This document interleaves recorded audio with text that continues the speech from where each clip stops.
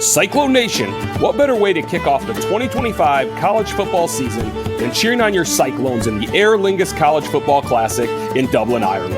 Whether it's a quick trip to Dublin for the game, a multi-city adventure throughout the Irish countryside, or premium game day hospitality, there is a package for you.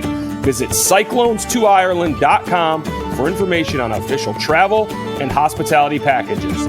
That's Cyclones, the number 2, Ireland.com. Welcome in to Kickin' It. It's neither a victory Monday nor a sad Monday. It's just kiss your sister Monday. It's what? A tie. Aiden. That's a weird phrase. I never heard that one before. Yeah, no, I have. Okay. I was the expression "kissing your sister." I've never heard it. That implies that there's a good part to it. Yeah. You know, like because I don't see the good in it. Because the whole kissing your sister thing, it's not a win, it's not a loss, it's a tie. I think it's a loss. I think it feels like it's worse than a loss, right? Like it feels like it's the wrong side of that. Like, oh, is that kissing your sister? Oh my God, why? No, I've always hated that saying. It's weird. I don't know where I feel like that's got to come from like the 1800s. You know, like when it was somewhat cool to kiss your sister. Yeah, when because I think, correct me if I'm wrong, I'm pretty sure FDR and Eleanor Roosevelt were like first cousins. Like I think Einstein married his first cousin too. I'm pretty sure like even the early 1900s we're still in marry your cousin land. Yeah. So it feels like that's got to be where that originated, and it just hasn't died yet. Well, you'd rather kiss your cousin, but I guess you just kiss your sister. Just kiss your sister. Yeah, rather kiss your cousin. So Grant, what a start to this show. we were talking about this before. This is a really weird time, especially for our show, because it's not like we're exclusively football focused. We both played football, but we've been around all year. We're just kicking it, man. Just kicking it. Brought to you by Kelderman Manufacturing, Kickin' It. And that's where the name comes from, just kicking it, because you're both hanging out and also you kick the football and I was on special. You get it. Okay. Kelderman.com. It's holiday season. If you need to get something, go to Kelderman.com. Support some Iowa Staters. But no, it's a weird time for us as far as the show is concerned, because the main things that are happening right now are beating Hawks' ass. At least on the men's side. Mm-hmm. Women's side didn't go as well as you want. They were for most of the game, but yeah. But the transfer portal is alive and well. Which kids would say it's lit. It's what? Mm-hmm. Getting litty. Riz. Ah, damn it. Aiden, you got any? Is there modern parlance that we need to include in here? What? Parlance? Is that a new fancy word? No, it's not a new fancy word. That's a pretty old word, actually. Yeah, like disparate. Like what? Disparate. Disparate. Grant learned that earlier this year. Oh. Parlance is just like a manner of speaking. Home run for you guys. It's like kissing your sister, right? Well, you'd rather kiss your rather kiss your cousin, but you're kissing your sister.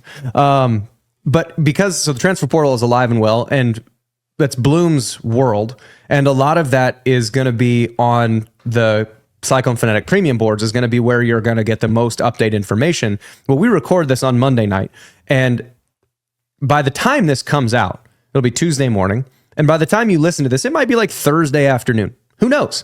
By the time a good portion of the audience hears or watches this, any transfer portal information that we have is going to be totally out of date, because one, it would have been preempted by Bloom, who knows a lot more about it than we do, or two, it's just different. That we were talking about it before.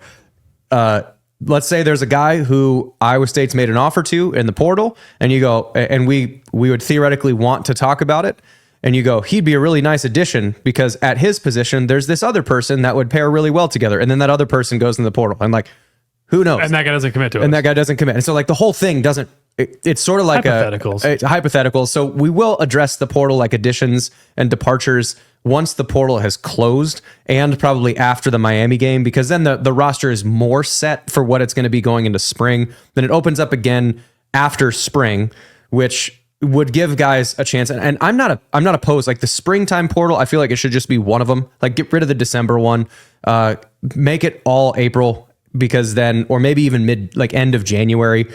Because I think the spring one is so then guys who, when the spring game comes around, spring practice, and they realize, oh, I'm fourth in the depth chart. I'm out of here. Yeah, and I think that's where the portal is at its best. Is it gets the system gets a bad rap, and there's 7,000 guys in the portal, and there's only X number of spots. Well, yeah, because a lot of guys that are going to transfer that are third in the depth chart, there's going to be some lateral transfers, sure, but like most of them are going to be guys going down and a few guys coming up. A few guys like Iowa State signed a guy from Lindenwood, right? Like, is he going to be a great player? Who knows? There's no idea, but he might be good sized body for a corner. So he might be a really good player. He might not, but you have the occasional guy that's coming up, but most of them guys are going to be going down. So you have a guy like a Jacob Ellis, for example, entered the transfer portal. The amount of guys that are linebackers that are going to be coming back to health, especially thinking Will McLaughlin and Carson Willick are both Sam linebackers. That's what he plays. And Klosterman, when everybody was healthy, was probably getting more reps than he was. So he was looking at this being like, I'm probably not going to play. If I transferred to Coastal Carolina or Troy or wherever, a place like that, then he's going to play a whole bunch. And that's what you should do. Like, that's the whole, you only get 5 years of eligibility. Don't waste your time somewhere. And so if you look at the next levels down, you just copy and paste the whole thing. Like, Iowa State got a commit from a guy from UNI, right? Well, most of the people from UNI are either going to be staying there or going down. So like it's the same thing. So guys are going to be going from D2 to D3 or 1AA or FCS to, like, it's not all guys getting $2 million to go play at Ole Miss. It's very Texas rarely Tech, that. The North Dakota State safety with the Texas Tech, I'm sure he got a bag. Good for him. He's an all-American safety into the portal. And I remember salary cap starts next year. So this is possibly the last round of The last Wild West. Yeah.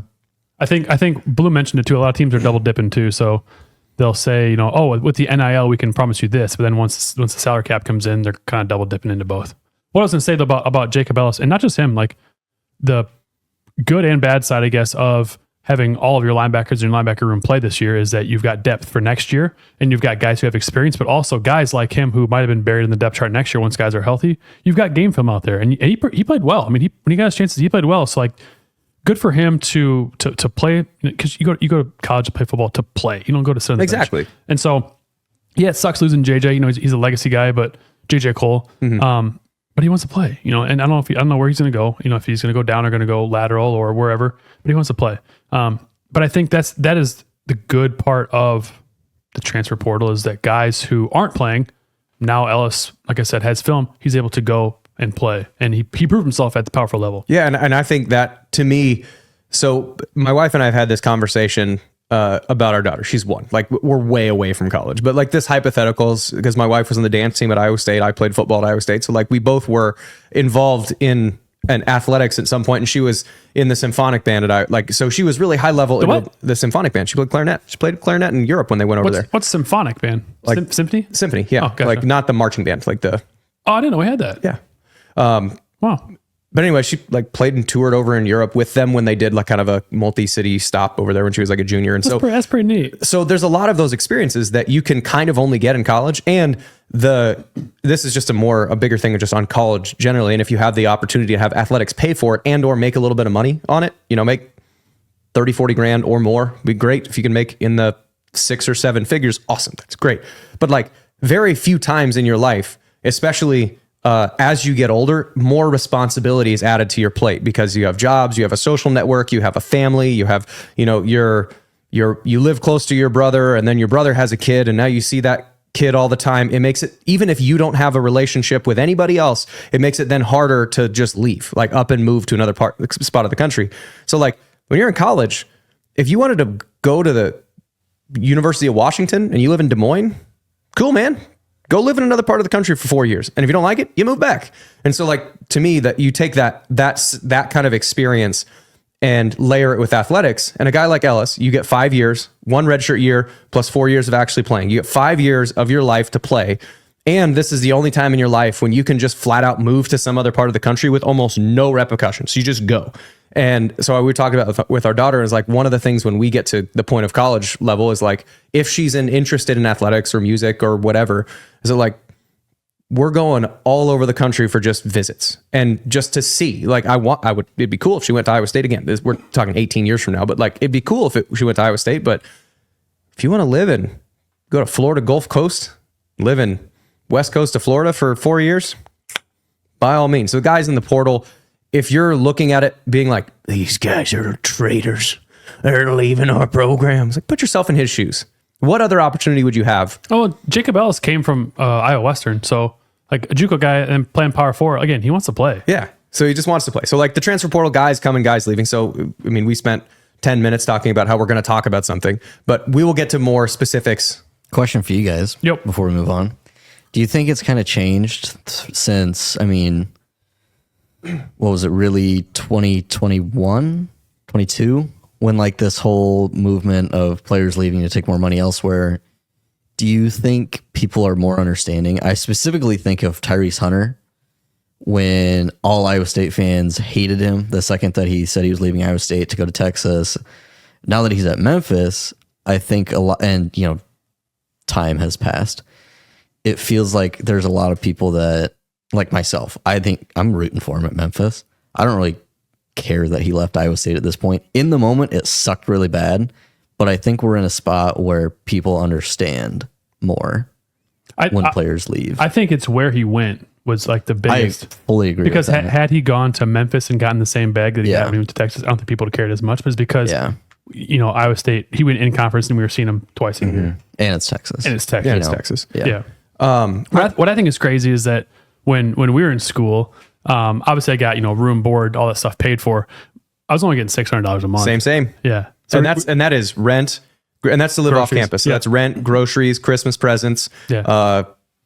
Which I felt like was more than enough. It was just about enough. Well, so I about enough-ish. I say that I was always the last guy whenever we'd have like Smokey D's cater. I was always the last guy, so I'd had take home. I always have take home and leftovers for like 4 days. You just take 4 bags of them. Yeah, so like my roommates never bought groceries because I lived with non-football guys for 4 of the years. Okay. So they never brought groceries because I'd pop grants on bringing food. You just bring home bacon. Yeah. Sometimes literally bring home bacon. Yeah. No, $600. That my apartment. I had a roommate. My apartment was $700 or $725, something like that. Lived on 123 Sheldon, right across the street from State Gym. It was so $725. Split that down, it's $362, whatever that math ends up being. So you have for the rest of the month to buy everything that you'd ever need. About what, $280? That was enough, man. My moped takes, $6 to fill up. That's last me all There was month. one time that I had a flat tire, and so you put the donut on there, but you have to replace that tire, and that tire was, I don't know, like $250. I had to have my mom wire me $200 because I literally didn't have any money left. Because what time do you have to work? You can't. I mean, in the summer you can. Yeah. But that's it. And then you work in the summer, you got to stash as much money as you possibly can. Did you work anywhere in college? Yeah, actually at Acceleration Iowa. Okay. Yeah. I applied at Bath and Body Works, didn't get it. What? Were you smelling people when they came in? I'm a candle connoisseur, man. Oh yeah, you're definitely aisle 6. I'm a candle connoisseur for real. Like people that say, it was Candle Day recently. I got 5. I haven't been in a while because their prices are outrageous. That's why I got to go on Candle Day. Yeah. $4.95 candles. Whoa, for the big ones? Yeah. Wow. It's over now. You missed it. Yeah, shoot, I missed that. And I haven't bought candles in a while, but yeah, I applied at Bath and Body Works, and I think they just thought I was joking. I'm like, I'm in here every other week. Like, You know me, Steve. I know Steve, your sense you better know than, me. than Vanessa knows the sense. Quiz us, me and her, one-on-one. I guarantee. Oh, you're like this scent? You're gonna love sandalwood vanilla. So what room is this in? Are you going? This is more kind of a kitchen. You want it to be not too artificial of a smell. Something a little bit. Yeah, there's Fresh balsam is what you're looking for. Yeah, that's what you're looking for. It's right over there. It's one with the blue label. Oh, you want a nice winter? A flannel is my go-to winter scent. I got a new winter one. It's vanilla balsam. Yeah, delicious. It's so good. Nice. It smells like a vanilla Christmas tree. Sure. Yeah, sure. I mean, winter in and of itself, that scent is a good one. Mm-hmm. Flannel is my favorite though. For our wedding, my wife melted down like fresh peonies, like that. They had a fresh peony, and I melted down flannel, and then I put them into little individual candles, and that was like our party gift or whatever. It's fun. Big hit. People love the flannel. Different use for candles when you change baby diapers. You rub your candle on her butt? You do. You use wax, and you seal the whole thing up, and no more poop comes out. There we go. Done. But you like when you contain the problem, and it's now wrapped up in its own little, take the diaper off and there's Little cocoon. Yeah, little cocoon. And you take it out.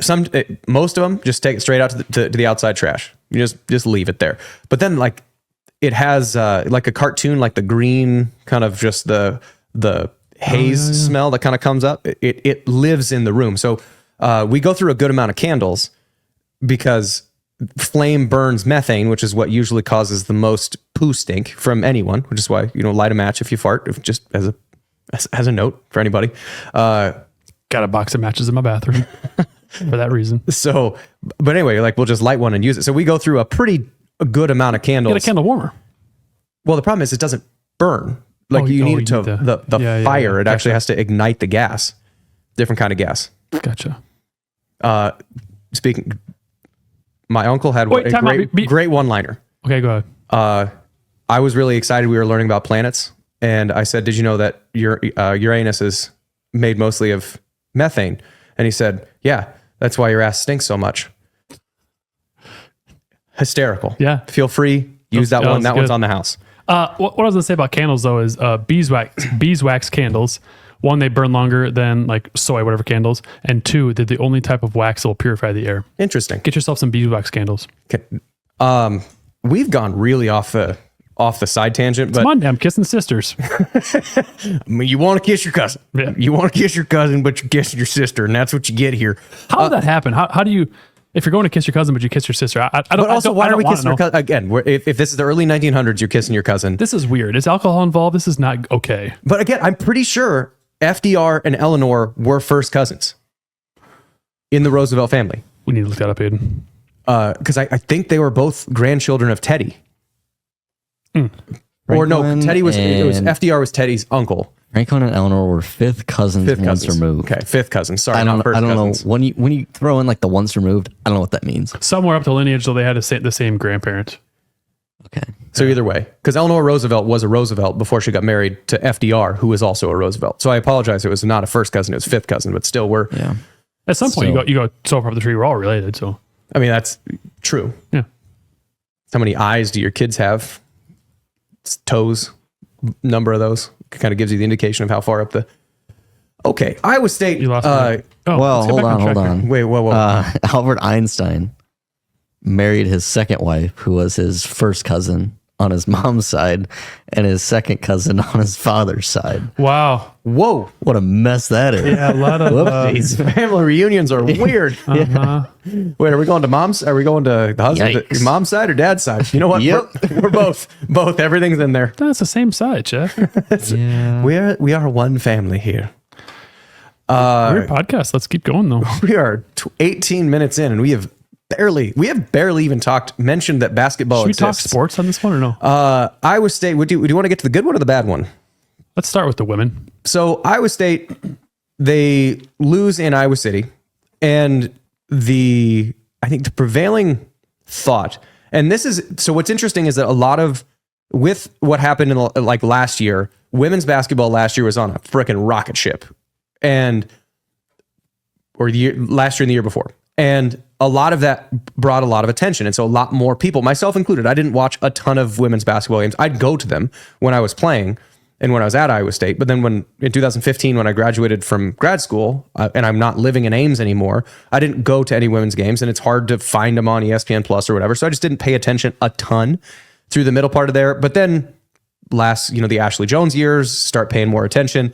And then obviously the last 2 years blows up. So you watch a whole lot of women's basketball, and you watch last year's team, as clicking as they were in the NCAA tournament and towards the end of the year when they're beating teams like Kansas State. And so you watch them in the tournament, they're beating Kansas State twice. They're beating, they go beat Maryland and all like that happens. And then you watch this team this year, and it's super different. But I don't think it's necessarily like throw the baby out with the bathwater, but there are some substantial things that need to get adjusted. And it feels like the Iowa game was a big highlighter on that, because like the UNI game, I forget the gal's name, and I forget Maya McDermott. She goes off for 37 or something like that. 40, yeah. I mean, couldn't miss. you hit a runner like left-handed from 18 feet out. It's so frustrating. She's like 5'5". Yeah, which I know most obviously girls are shorter, but it's like couldn't miss. Just block her, Like, yeah. Just throwing up anything and it's going down. And you lose by 1, I think, at McLeod. Like hard place, it's on the road, in-state rivalry. They're giving you their absolute best shot. Then you get waxed. Well, then you play Drake and it takes a buzzer beater to beat Drake. Yeah, so you buzzer beat it, but Drake's a tournament team. They've been a tournament team for the last They got that 5-6 years. That Denby or whatever her name is. Yeah, she's good. But then you get waxed by South Carolina. Just waxed. And so what's crazy though is that South Carolina, they lost to UCLA, which UCLA is I think number 1, or they were number 1. They are. Yeah. And then they did that to Iowa State, but then they also did it to number 9 TCU. So like since losing to UCLA, they're just beating the shit out of everyone. So it's not like they're. So you can also then just think of like a cognitive dissonance thing of like, well, we played bad, but South Carolina's really good. And so like you kind of then you just chalk it up to, oh, South Carolina's really good. But then the Iowa game happens. And I think that is probably more of a spotlight on the problems that exist currently. Now, what I think we are all in agreement with is that by the time January, February, March rolls around, most of these problems will have likely been ironed out because there's a lot of things they're solvable problems, but it was hard to watch that game because the offensive end was so clunky, Just so rigid. that it was so different from the games towards the end of last season. And I think that was what a lot of Iowa State fans, when you're watching it, like, even if we win this game, like, ugh. Yeah, there wasn't a very good flow, and it sucked that Addie Brown got 3 quick fouls. She played 9 minutes in the first half, but then I didn't understand putting her back in for the last shot when she didn't sit for 20 minutes. It really felt like there wasn't any flow to the offense. That the way this team is built is that yes, you have Audie Crooks, who's a dominant force, down low, and not the whole idea, but you dump it on into her. She's going to get double teamed, sometimes triple teamed from someone, and the team is built that anybody, including her, I don't think she's really hit many, if any, this year, but the team is built that the other 4 girls on the court can knock down threes. I mean, the girls they brought in, most of them were really good 3-point like 40% 3-point shooters. Yeah. And then Eiley Tankey, the true freshman from I think Johnston, she won the 3-point like contest. the McDonald's All-American. Yeah, like the dunk contest and 3-point. She won that for the women last year nationally. So she can stroke it, which she started this last game. So I guess my point is that in the Iowa game, it just really looked like the game plan was every time down the court, feed Audie. And if it's there, feed her, but they were forcing so much. And it just didn't look like they had like a flow of the offense. It was like dribble around to try to find an entry lane or a pass. And if it's not there, let's still force it. There wasn't much movement. I don't know. It was a really hard game to watch, and that there wasn't any adjustments to, yes, they were up. I guess they were winning the first half. But once Iowa made adjustments, you got to counter their adjustments. And again, this team is built to have girls stroke it from deep, and they weren't. Yeah, and I think Aiden has the season stats that I wanted to sort of look at. So one of the things that, like when you look at 3-point percentage, if you kind of go, so it's all the way on the right side, at least for those that are looking at. Addie Brown. Audie hasn't made one yet. Yeah. So Addie Brown, 40%. Emily Ryan, 38%. Sydney Harris, 48%. Reagan Wilson, 50%. Nobody else is above 40%. So if you look at like total 3-point shooting percentage, like the one that comes to mind, where is she? Lily Hansford, 12%. Like, yeah, that's to me, and I think it is, and I didn't play basketball, but this is just knowing athletes in the same way that in any athletic endeavor that involves precision. So there's like pitchers and batters in baseball, and golfers and kickers. Like comfort and confidence is like 85% of the whole thing. That's what I was gonna say. So one of the things with me looking at this is it feels like none of the shooters are confident and comfortable in their role or where they're supposed to be. They look scared to mess up. And I don't know if it's they're scared to mess up or they're not confident or their analytics aren't right or whatever. But to me, the thing that will pretty quickly alleviate a lot of the offensive tension is having somebody or somebody's, like Ariana Jackson last year, 40% shooter. Lily Hansford, 40% shooter. We talk Tanky, like Emily Ryan can shoot it. Like if you get these percentages up, even if you have more than because Addie Brown, I mean, she's the best offensive player on the team right now. Audie Crooks notwithstanding, because everyone knows that Crooks is getting the ball. So they're going to double, if she brings the ball down at all, they're going to swipe at it. And if they're going to hack a shack, if she gets hit, then she's going to the free throw line. Her free throw percentage is 63% rather than field goal percentage of 60%. So like, if she's got the ball anywhere within a shooting position and you're playing defense, foul her, like hit her arm. Just don't make it look obvious, but hit her arm, make her go to the line. And so like Addie Brown feels like she is the only one that is in the right offensive rhythm as far as confidence and play. But to me, the quickest way to alleviate a lot of this is to have, and I don't know how you do it, but getting the shooters to have confidence, because if Hansford and Tanky and let's say AJ, let's say those three in the next game, which the next game they play is against Connecticut tomorrow night. Like by the time this gets released Tuesday night, tonight, by the time you're listening to this, they're going to need to hit threes, because if they don't, if there's no threat of a three being an option for you as an offense, unless Addie Brown, so like they'll stay out on Addie Brown. But if there's no other threat, double Audie Crooks right now. As soon as she gets the ball, double. Deny. And if she gets it, double it. Because then she's going to have to, if there's no one to get an outlet to that's hot enough, her best option then is get it up there. And at least if you make 1 out of 2, then there's at least a point on that possession. So to me, it feels like shooters, the fact that this roster, like you were mentioning, is built around shooters, but those shooters aren't performing, feels like that's the thing that's causing this offense to be clunky. Well, I think for me, it's like, when you play teams like Iowa or UConn or South Carolina, that is when you go to your bread and butter, and you know that Audie is going to get you points when you're playing teams like UC, Upstate, whatever. That is when you run plays for Lily Hansford, for Tanky, to get their confidence up. Run plays and let them just launch, because you're going to beat this team anyways. Audie doesn't need to get 40 points. She can if she wants. Those are good games to really iron out the stuff that isn't working. That if you have a shooter like Hansford, who was a 40% shooter at Oregon State, if she's in a slump, run plays for her. Just tell her, launch. Just launch. 8 threes, 10 threes, just launch.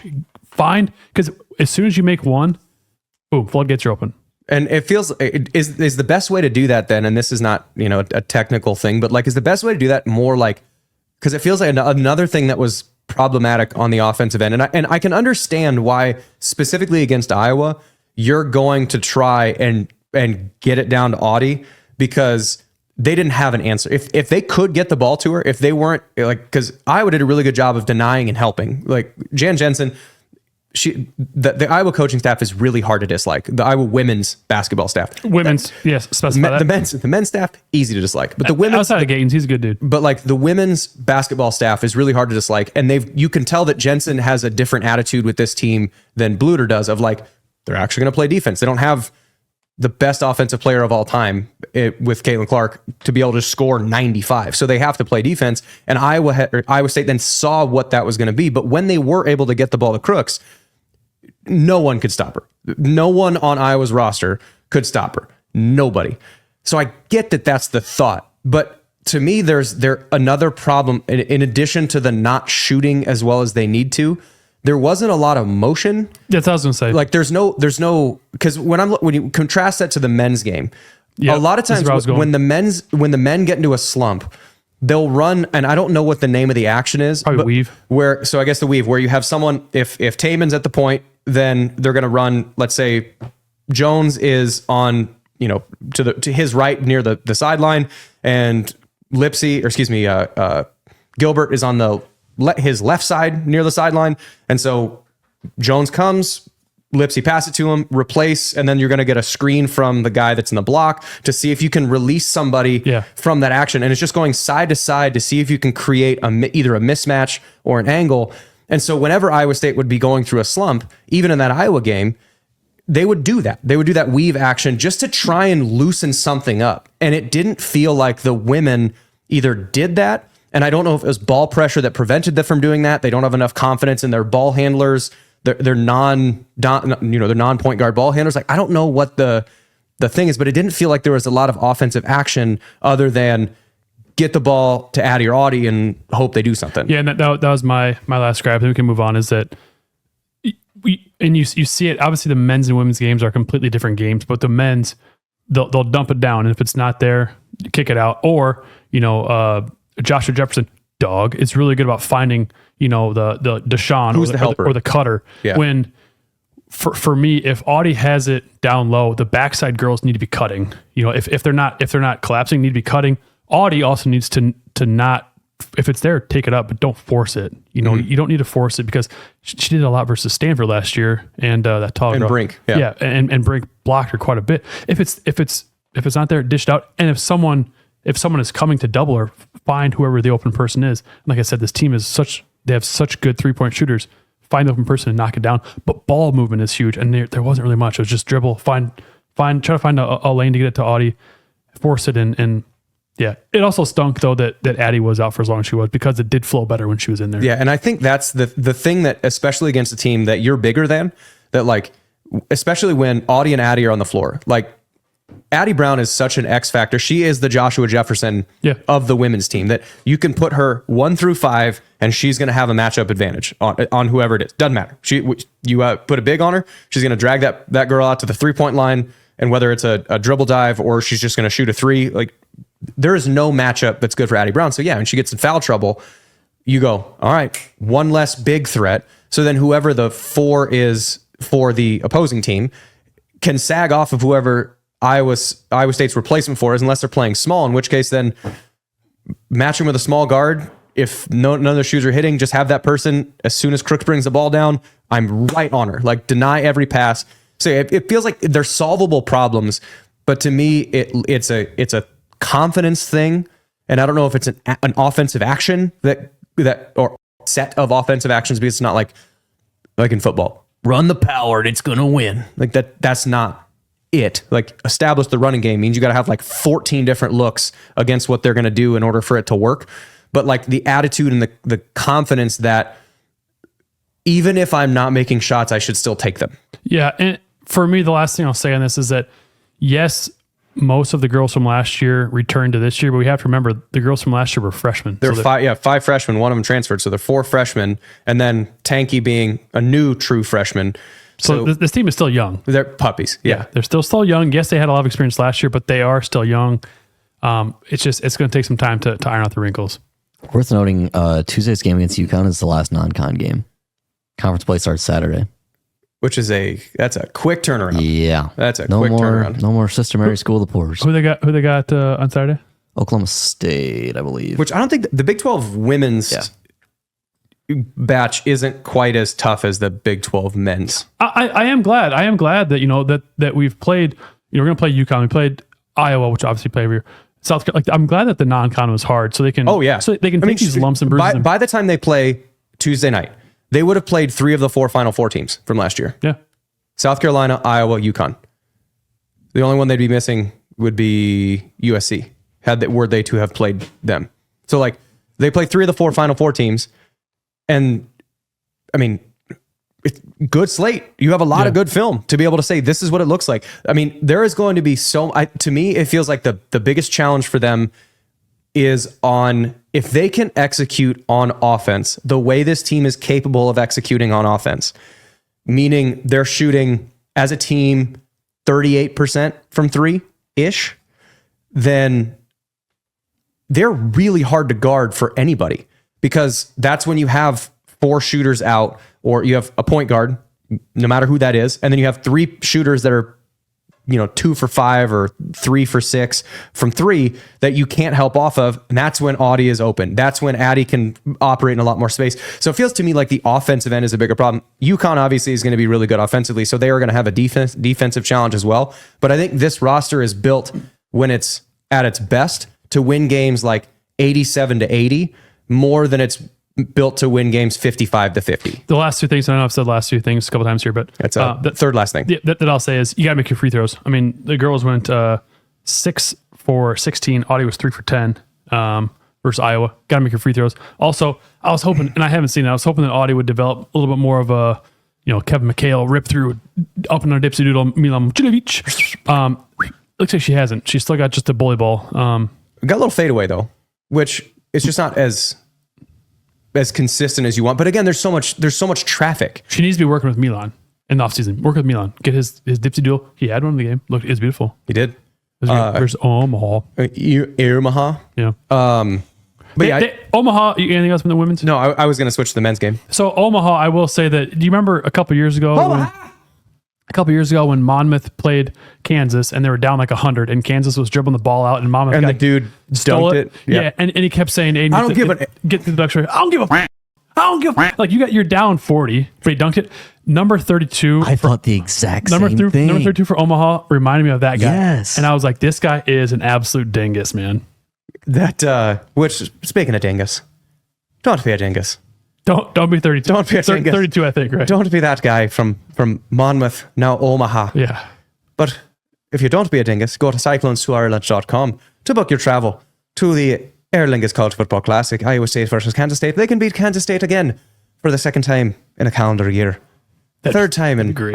in 2 years. So what a great time to do it. And then wash it down with some Guinness over there in Ireland. Yeah, the men's game, that was much more fun. And I actually so a buddy of mine, he went to Iowa, so he's an Iowa fan, but actually went to the university, so less disrespect. And he's a needle you kind of while the game is going on, but then be like, yeah, good game. You guys were better. Like that kind of fun, shit-talkable fan. All right. But we were texting back and forth, and I think the game was not even to the under 12. And I was up by 8. I did not watch it live. So you guys, our church group was doing Meals for the Heartland. So I said, do not text me. So I'll watch it I was texting my buddy Brandon, and so I think we're not even to the under 12. Iowa was like 6 for 7 from 3. They were shooting like 75% from the floor, but they were only up 8. And I text Brandon at the same time that he texts me back. He's like, Iowa State's going to win this by 8+. Just because that was Iowa's absolute best shot every year. Everything went right for them every year in Iowa City. And Iowa State withstood it to the point where, like, coming out swinging haymakers. Dembele makes 3 threes. That dude's what? Did he make 3 all year? 2 all year? Yeah. Like that's on the scouting report. And so it's Iowa's absolute best shot. They are lights out. And so not even the under 12 in the first half. Iowa State down by 8, but Iowa's lights out. And I was like, Iowa State wins this by 8+. Just because the law of averages, even independent of coaching decisions, which you could say that TJ pretty well outcoached Fran, especially in the second half. He absolutely did. But independent of that, Iowa is not going to shoot 80% from the 3-point line. So at some point, then they have to shoot 30% or 20% to bring it back down to 55%, which they're a good 3-point shooter. They're a good team. If Iowa plays like that most of the year, they're like a 6 seed. Yeah, they should just pretend like they're playing Iowa State every game. That was the type of game that maturity and composure and depth and toughness win the game for you. Yeah, and watching it back, I was like, man, these guys aren't freaking missing. Like this is They made everything. The guy next to me when we were bagging the meals, he was checking the game, and last update I had was Iowa was up 13. I was like, what is going on? And then watching it back, I was like, oh, I see what they're doing. So Iowa would 5 out because because Freeman could knock down a 3, and then Dembele, I guess, could knock down a 3. So they had 5 out, which then pulled Iowa State's bigs away from the rim. So they had to respect that the bigs can shoot a 3, but also that gave Iowa driving lanes. And so the adjustment that TJ made, which I actually loved. I love this lineup. He went smaller athletically. So Jefferson was the 5, right? Yeah. So you got Jackson out of there, got Heisey in there, which Heisey's 6'5", great athlete. And then you got Jiggy, Gilbert, and Taman in there, or Milan would go there sometimes too. But like your best defense was those 5: Heisey, Joshua, Taman, Jiggy, and Gilbert. And so going smaller forced Iowa to they're up in our shorts now. Like we can't just launch threes. We got to run plays. And that's when you saw all the turnovers. You saw, Iowa making mistakes. And that's when you saw Iowa State finally settle in and be like, okay, we're taking them out of their game plan. TJ saw that. He made an adjustment. Fran did not. And Fran, he addressed that in his post conference of, this guy didn't play as much. He should have. Oh, that's on me. He kept making, they're doing this.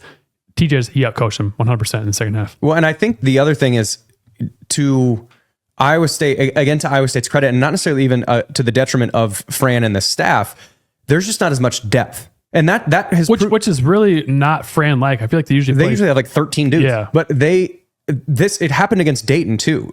Iowa State is so physical and deep. And that, it feels like that's I don't know if it's necessarily like a baseball equivalent. So like the Dodgers won the World Series. Their bullpen was awesome. And so whenever they got to like the 5th inning, they would just they bring one dude out, throws 98. Boom. Next guy comes out, throws 101. Next guy comes out, dirty slider. Next guy comes out. And so you as a batter, you have to face these guys again and again and again. The pitchers can just go balls out because they're so deep in the bullpen that they don't have to meter their energy at all. Their full speed can be faster than your full speed. By the time you get tired, they won't be because they're not playing as much. Like when you look at the minutes played in that game, Iowa's starters, all of them played more than 30 minutes. Yep. Iowa State had 8 guys that saw the floor. I think only 3 of them played more than 30 minutes. So it was much more of a balanced look. And so when you have the freedom and know that, like, even if it's Taman, who is as key to facilitating both the offense and defensive ends, even if it's Taman, he knows that he can go full go because he's going to be able to get 4 or 5 minutes if he needs to, where Jones is running the point. And it's going to be totally fine. And then they're going to bring somebody else in. And then you got Heisey can play the 3. And like, there's so much depth that even independent of the coaching decisions, you know, as you played basketball, Aiden and I wrestled, but like, I would imagine. You play basketball too. You pllayed basketball too? You didn't wrestle? I thought you just big wrestling fan. I wrestled from like kindergarten until 5th or 6th grade. Okay. And then I played basketball from like 4th or 5th grade through. I thought you were one of us. I couldn't. He's one of us. Hang. Couldn't hang. Yeah. Looking back, I kind of wish I would have wrestled. But Just a nerd. yeah, Get hung up. Just a by- fan. Anyway, but I would imagine when you get tired, when your legs stop producing as much force, your accuracy goes down. So when Iowa started missing shots in the second half, the defense was better for Iowa State a little, but I think the fact that they had to deal with that offensive and defensive pressure that playing 8 or 9 deep consistently for Iowa State brings you. Same thing happened to Dayton. Dayton's deep and they're talented, but not as deep and not as talented and not as strong, that when you start losing your legs, you start missing shots. And that's when Iowa State finally was just like body blow, body blow, body blow, body blow. It's a football equivalent of 3-yard run, 3-yard run, 6-yard run, 6-yard run, 12-yard run, 80-yard run. Like that kind of, it slowly broke the door open. And by the end of the game, I was just more fatigued because they're not as deep. Well, I think too, you kind of think of it like running a mile. I'm going to use a Jeff analogy here. Hey! So you kind of think of it like running a mile. You've got some guys that just start out on a sprint. The first 400 just a sprint. Like, oh God, this guy's way out in front. But then like you see, yeah, he's got cinder blocks for legs. And then you see everyone's catching up to him, slowly catching up. And the guy finishes in 6th. That's what Iowa came out sprinting for this mile. And Iowa State had a nice little pace that they were going. And then obviously ended up beating them in the end. But I will say too, I think Taman's been dealing with something all year. He hasn't looked as healthy, I think, as I don't know for sure, but I think he's probably. Well, he had surgery in the offseason with his right shoulder, yeah, so, and I think they said his left shoulder was bothering him. Yeah, so he's been a little dinged up. But I think also in the Iowa game, he had said that, you know, he's like, I wasn't bringing the intensity I needed to, so I need to step that up in the second half, which we did see. We saw him. There are so many. Like the offensive rebounds, I think Iowa State out offensive rebounded Iowa 17-5. I think, like offensive rebounds, I think it was 17-5. This, what I pull up on the screen here, shows the importance of rebounding kids. Same field goal percentage, essentially. Same from 3, same amount of turnovers, but Iowa State wins the rebound battle by 12. That's crazy. 46 rebounds for Iowa State, 34 rebounds for Iowa. Yeah, exact same field goal percentage, exact same 3-point percentage. Almost, I mean, exact same number of turnovers, but Iowa State out rebounded them. And a lot of those offensive rebounds weren't and they beat them 52-36 in the second half. And it wasn't even, and they won the basketball match. Yes. But it wasn't, some of them were just good box outs. You know, Jefferson goes to get a rebound or Gilbert goes to get a rebound after the bigs box out. But a lot of it was like tip-ins. Like Taman, I remember there's 2 different times there's like a long, like a back iron, ball's just kind of up in the air. Taman hops up in the middle of the trees and swats it out to the 3-point line. Yeah. And Iowa State retains possession. And it goes back to that same kind of depth piece. Iowa State can do that because let's say Taman has to do that 3 or 4 times in a row and he is just dog tired. All right, take him out, put Milan into the 3, move Kurt from the 3 to the 1. Gilbert still stays at the 2. All's fair. You still got a good, super threatening offensive and defensive lineup. So like He can do that. You can go for it. And then you have a full defensive possession if you're Iowa, and then you get that long tip in or that tip out rebound, and you have another possession right away. And it just continues to wear on you. And I think that's the thing that, one of the things that's really impressive about this team is that the depth and toughness can be held because of how much talent is all the way top to bottom from the roster. Yeah, I love the way this team is built too, because like I said, Heisey's 6'5", but he can guard, really anybody, because that was his MO at UNI. I think he was their leading scorer, but I think that was his MO at UNI was good defense.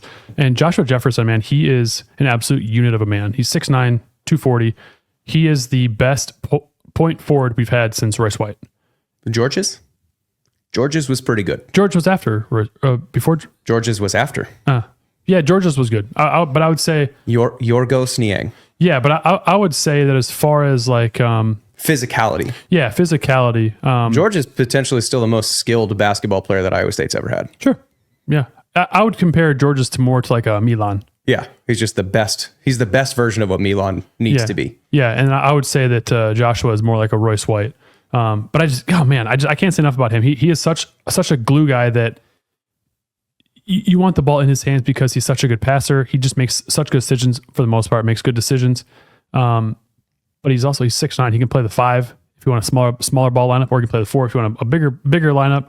But I love the way this team is constructed, and then you got Brant coming in and just, and he can be, the dude can pick up 3 fouls in 7 minutes, and that's okay. Yeah. Because he's, to me, this is, we have one more sponsor to thank. So thank you to the Iowa Pork Brew Association. We have to just make sure we got Brant's been eating his pork. Brant's been eating his pork. He was coming in from Washington, but he's been eating some solid bacon strips. That's right. Pork chops. They were coming to Christmas ham season. You gonna spiral ham? I'm not sure what I'll do. Haven't planned it yet. Probably should. Christmas is in 9 days. Yep. Yeah.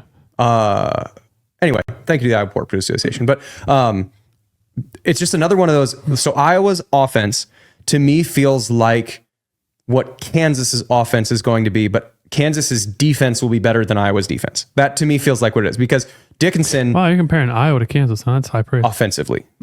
But, I mean, you're telling me that Kansas's offense... Iowa's offense in the first half. You're telling me that Kansas is going to be better than that. Yeah. I disagree. That was they're going to shoot better than 65% from 3. You never know, they might.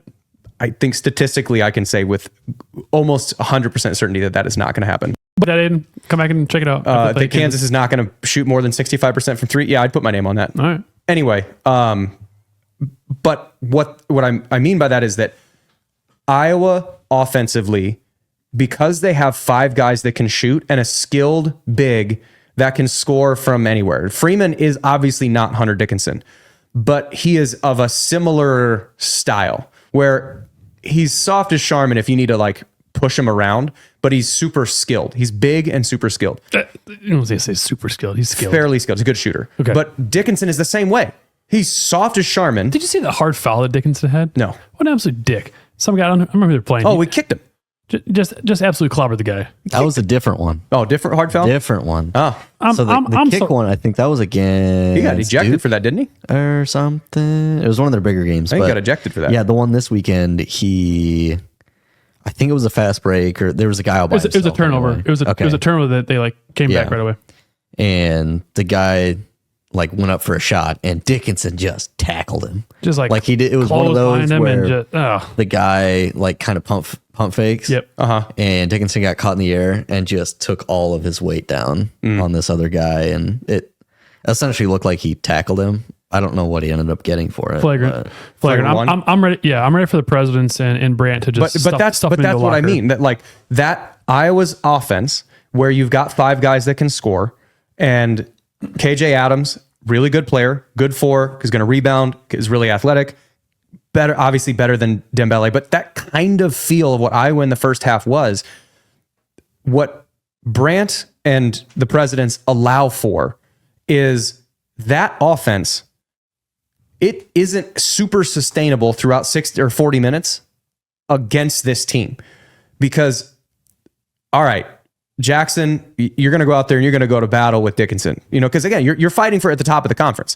The top of the conference is, I wouldn't say necessarily super clear, but Iowa State, Kansas, Houston, Baylor, there's kind of the top group. And so you have to then compete against those other teams. You got to be able to beat Kansas to win the Big 12. All right, how do you beat Kansas? You kick the shit out of them. Brant Chatfield, bud, we need 11 minutes from you. But those 11 minutes, I want to see blood. if you pick up 5,000 11 minutes, I don't even care. What you need to do is be as physical as you can and dig your hip bones into that dude's ribs. Like everything that you can do to be physical. And that's what he brings. Deshaun Jackson and Joshua Jefferson also bring that. But when they go to take a breather, there's almost a more physical guy. It's back to that Dodgers bullpen thing. Like, oh, finally chase that guy out of the bullpen. Who's next? Shit, this guy throws faster. Like that's the kind of thing that this front court provides. And it feels like they can match up against anybody. And they got sort of a taste of what it feels like against Iowa. It's going to take a step up substantially, again, especially on the defensive end against the better parts of the Big 12. But it is that game instilled a bunch more confidence, if there already wasn't enough confidence in this roster, that they can win anyway against anyone, anywhere. It was the first true road test as well, too. And yeah, Carver, it wasn't sold out. It sounded like a lot of Iowa State fans there. I mean, you could hear there was a lot of Cyclone power chants. You could hear a very distinct "Let's go State" at the end of the game too. One thing I want to see from Brant, though, talking about Kansas, I want to see him just put a body into Dickinson. I want to see him pants him though. Get the tech. That's fine. Yeah, I want to see him just really get let him back down, just have a hold of his pants, and he goes up. You pull down, he goes up. Pants. Yeah. But no, got your shorts.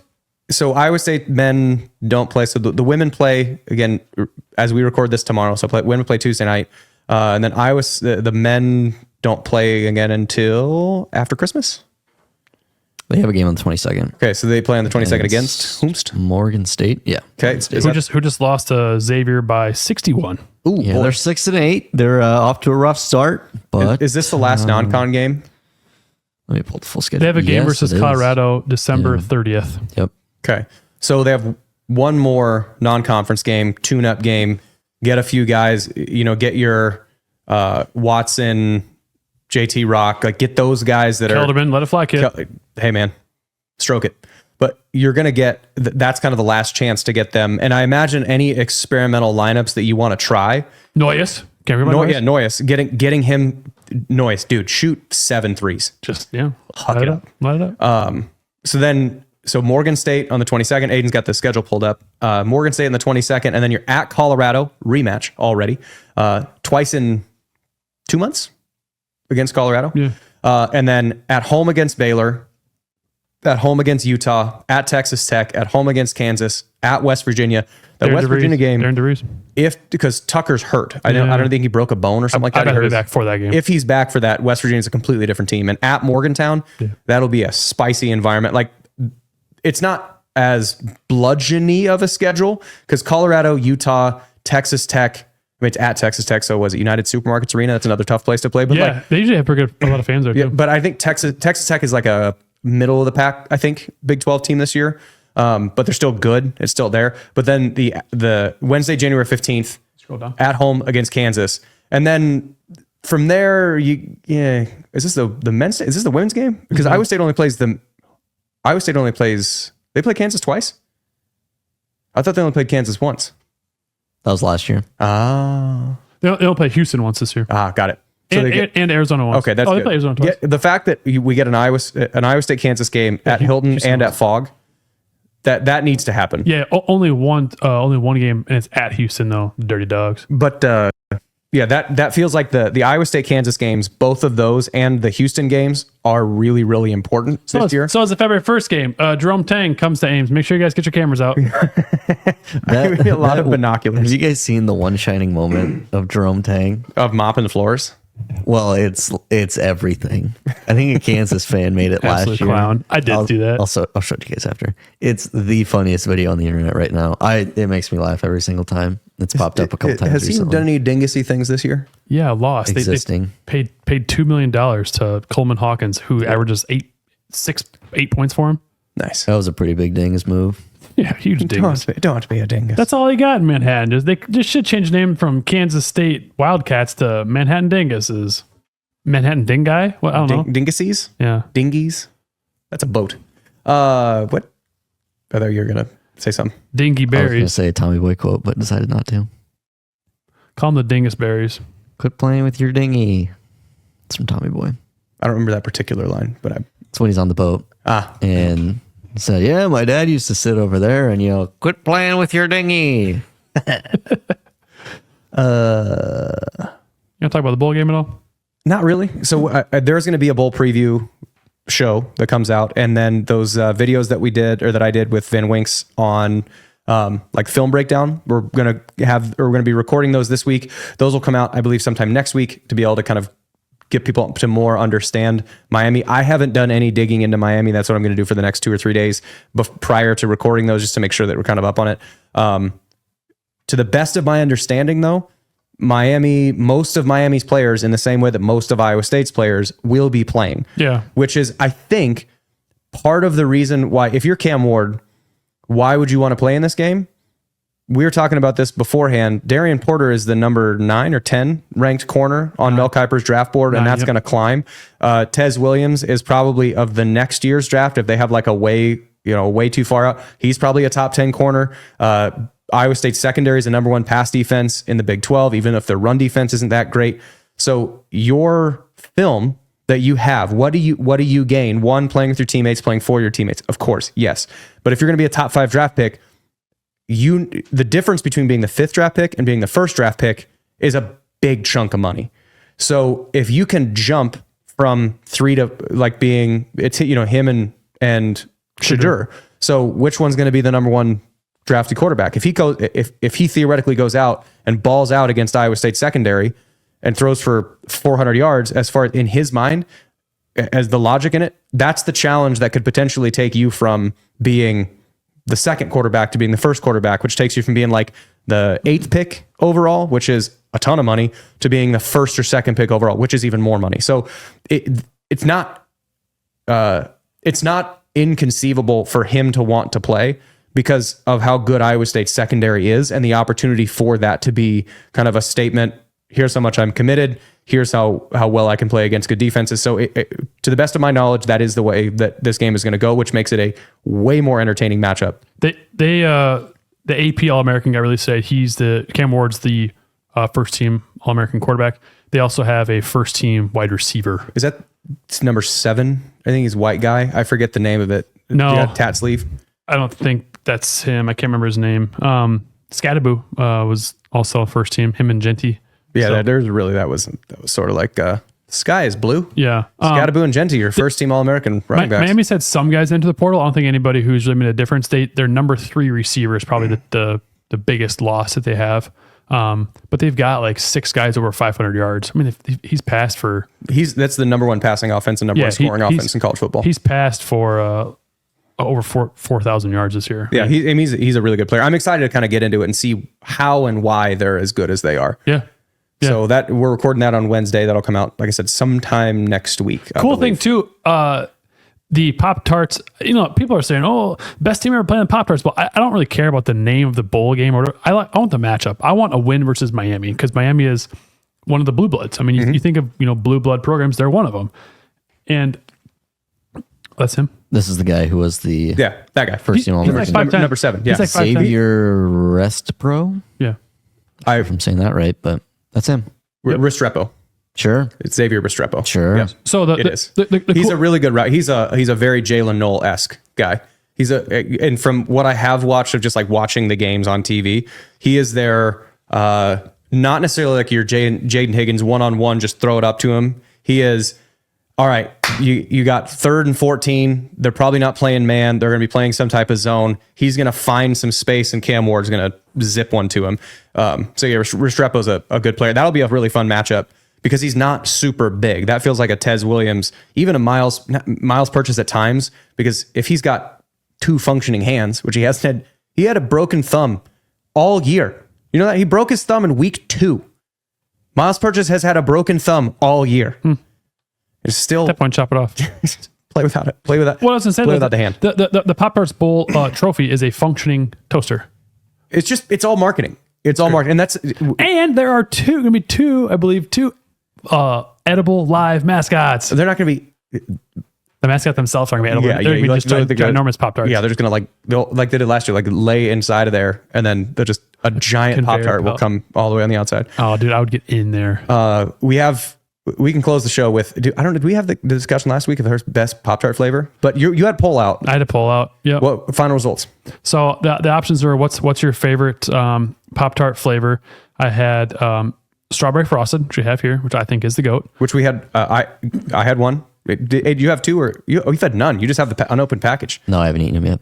Thank you, though, Grant. So yeah, you're welcome. So frosted strawberry. We got brown sugar cinnamon, which won the poll. And then I also put wild berry, which is solid. I honestly put wild berry 2. I would go brown sugar cinnamon 1, wild berry 2, frosted strawberry 3. But I also said 4 other. And if you say other, name your other. The double chocolate would be another one that I would put on the list. Didn't get many of that. We got like the fudge sundae, whatever, which is not. That's dessert. Like, what are we feeding our kids? That's dessert.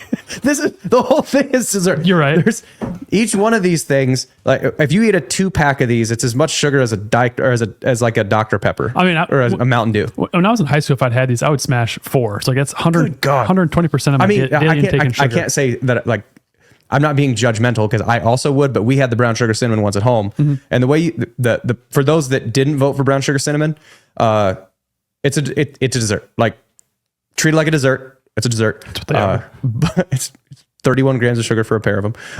But the brown sugar cinnamon ones, average, they're mid at room temperature. But toast them like at the lowest toaster setting that your toaster has, just to warm them up a little bit. Or just breathe on them, just for straight 2 It's like minutes. trying to warm your hands outside. But like just a little bit of warmness to kind of get them to melt a little bit, or even microwave it for like 13 seconds, just enough to get Microwave? it to like, it doesn't have to be crispy, just like gooey. Okay. Like that's kind of the inside. It's like eating a cinnamon roll. It's kind of the vibe that you get from one of those, which that I would say there's your number one. The probably the most other was s'mores, Aiden, that was your which is still a good vote, right? What's up? Repeat The that again. s'mores? No, it's strawberry guy. You're a strawberry guy? Yeah. Okay. S'mores was one of my go-tos, but I haven't had these like, I looked for the fudge sundae one at Hy-Vee. That very limited selection. Probably sold out. Yeah, should have gone. No, they only had like 8 flavors. Well, I think I would go brown sugar cinnamon, wild berry, frosted strawberry, double chocolate. when That I would was be in my top college, 4. I would. I think it was Walmart. Always had, or maybe Walmart or Target. One of them had a giant selection of Pop-Tarts, and I would find the most random ones. There was like an Eggo waffle one. Corn and steamed peas. An Eggo waffle what's- Pop-Tart? Yeah, It wasn't. It wasn't like it was a. okay. It wasn't like a toaster strudel. No, it was Pop-Tart. Which They had a peach one that was really good. toast A lemon strudels. one that was really good. God bless. A lemon one sounds actually really good. I'm a big lemon guy, so I loved it. God bless toaster strudels as well. That in the Woody household, toaster scrambles were Yeah. Oh yes. that was another thing. But Are those bacon, egg, or cheese little squares real at all? no, I don't know, absolutely not. but they I are don't care. delicious. You're eating plastic, but they were terrific. Toaster scrambles, great. Toaster strudels. The only downside, not enough frosting usually. Like the frosting ratio, they skimped on the frosting. Yeah. But you started That's a a day. whole nother You got discussion. to be We need to at have- school at 7:25. We need to have toaster strudel sponsor a bowl. The toaster strudel bowl. Yes. Because I mean that'd be those two and Pop-Tarts would be And they're just rivalry, and they have to be back to back. Like one of them's at 3 and one of them's at 6, like time slot wise. And whichever one goes first has like a WWE style, like the mascot or like someone trash talks into the microphone or like you dead barrel down the camera, like you can't handle the toaster strudel, and like that like right down barrel. And then the next one trash talks back. what they need to do is have the semifinal college football playoff games. One be the Pop-Tart Bowl, one be the Toaster Strudel Bowl, and then the winner of those plays a national championship game to determine which one is better, Pop-Tarts or Toaster Strudels. That's nice. Or they have an embroidered. They have a patch, like you have the CFP patch or like the Pop-Tart Bowl just a patch. toaster strudel. It's toaster strudel. Just, you know. It's not even a patch. It's just like what if- tape a toaster strudel. What if you have the Pop-Tart Toaster Strudel Bowl where you assign one of them to each team? Oh God! And then it's like, you don't know what's going to happen at the end. The winner Breakfast of it, pastry bowl. yeah, whoever wins, the loser gets eaten. Wow. And also the winner gets eaten. Everybody gets. Everybody gets eaten. Every mascot gets eaten. What a show today. We said it was going to be a weird one. You got anything else? Well, you're kissing sisters. Got anything else today? Nope. All right. Good luck to the women tonight. I say tonight. when this comes out, Tuesday night versus UConn. Just shut Beckers down. Just shut her down. Beat Audie. Make some threes. Have some fun. Have some fun. Have some friggin' fun. It is at a quote neutral site, but It's where the Connecticut Sun play. yeah, but it's The in WNBA team that's in Connecticut. Yeah. At the University of Connecticut. Connecticut. Air quotes. Yeah. Neutral site. So, thank you to all of our loyal listeners who are still listening. And as always, remember, adopt. Don't shop.